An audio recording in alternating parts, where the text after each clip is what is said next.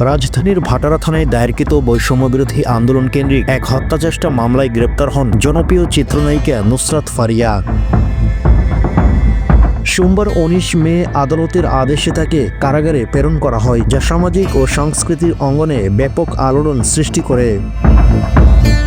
ভাটারা থানায় মামলার অভিযোগ করা হয় ২০২৪ সালের বৈষম্যবিরোধী আন্দোলন চলাকালে একটি হত্যাচেষ্টার ঘটনায় ফারিয়া প্রত্যক্ষ ও পরোক্ষভাবে জড়িত ছিলেন।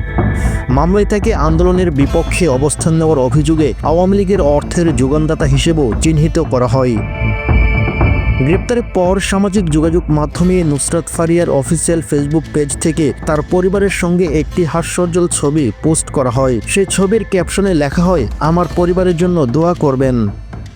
এই পোস্টকে ঘিরে ভক্ত ও অনুরাগীদের মাঝে মিশ্র প্রতিক্রিয়া দেখা যায়। অনেকেই বিষয়টিকে রাজনৈতিক উদ্দেশ্য প্রণীত বলে উল্লেখ করে।